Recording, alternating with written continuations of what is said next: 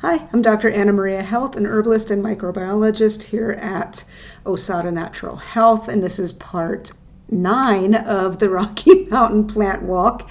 We're going to start moving up in elevation, getting a little higher, closer to 10,000 feet and above, and the male person there, and getting into the medicine of these great plants that are found here in the San Juan range of the Rockies, many other places in the Rockies, and in fact, many other places in general. You'll find some of these plants, not all of them. But thank you for watching, and as usual, if you have any questions or comments or any experiences with any of these plants, feel free to put them in the comments section. I look at all of them and respond.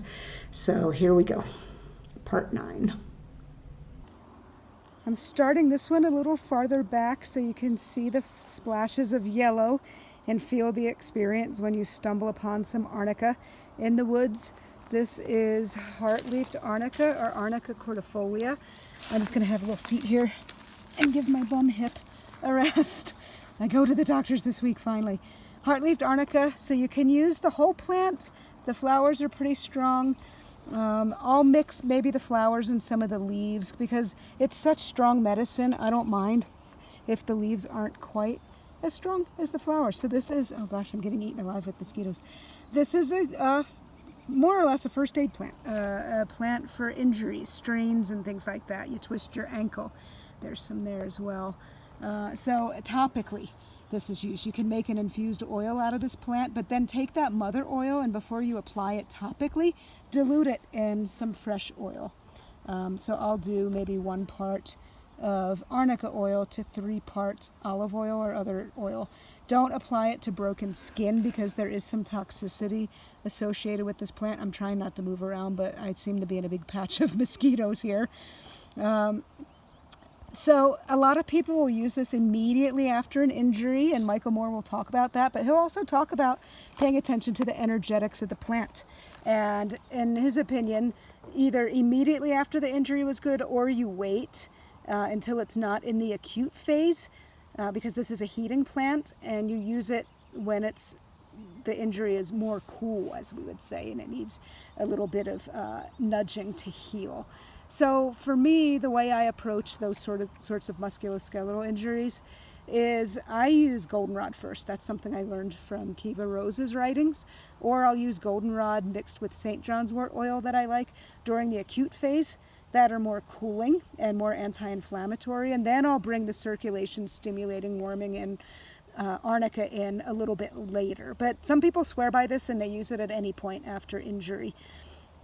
Now, if you're going to use arnica internally, you're really safest to just go with a homeopathic preparation of it. I will be honest, I have used extremely small, dilute amounts of the tincture internally when I had a pretty significant injury. But there is at least 1 case report of a fellow dying from ingesting too much of the extract. It is a toxic plant. It needs to be treated with respect. Here are some more heart-shaped leaves. So just be aware of that. I'm not telling you to go use this internally. Just go buy a homeopathic. But it is a great remedy, a good plant, a kind of quintessential plant here in the Rockies. There are also other species of arnica. Gosh, these mosquitoes are really getting me. Such as Arnica montana, but this is cordifolia, heart-shaped.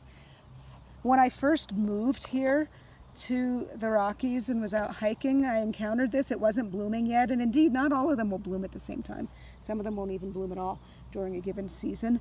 But I smelled the leaves and couldn't figure out what the hell they were. They smelled so good and aromatic.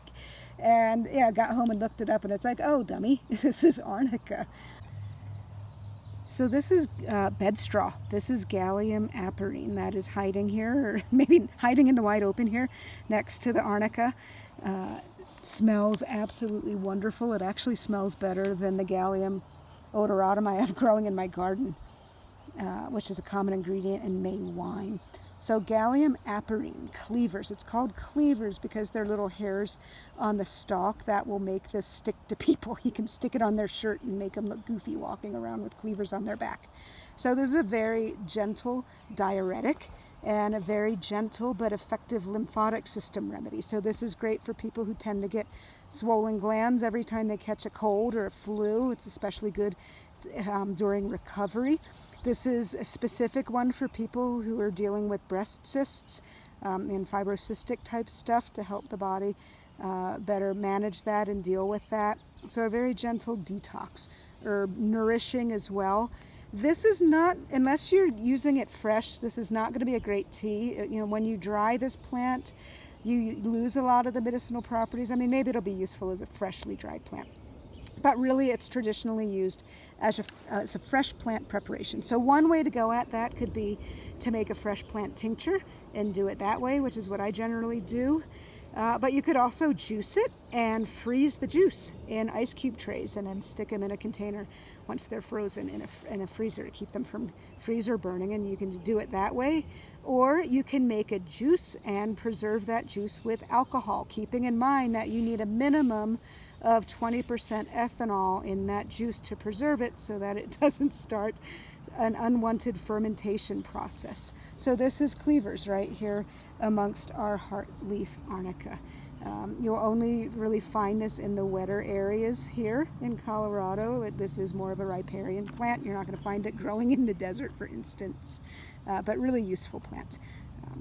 Sometimes if you're lucky and you have a garden and a little shade, it might show up as a volunteer for you. So Gallium apiarine, cleavers. This is meadow rue, Thalictrum fenleri, or it might be occidentale. I'm not sure which one this is. Caught it a little bit after peak bloom here. This is a very common trailside plant here. I'm pointing out all the plants here, but I especially like to highlight the common ones because I tend to leave the less common ones alone with respect to harvesting. This is another plant that I learned is toxic, and indeed the stems are poisonous.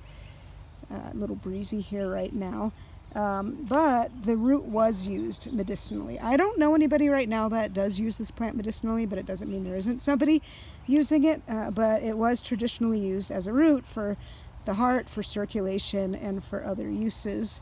And again, though the stems are toxic, this is reputed to smell pretty pleasant when crushed, at least Thalictrum fenleri, or fenleri. This smells pretty strong, so maybe this is occidentale instead.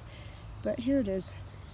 The flowers, this is a little bit post-peak blooming, but they always remind me of kind of a lampshade from the 60s, or maybe the tassels at the end of a quilt.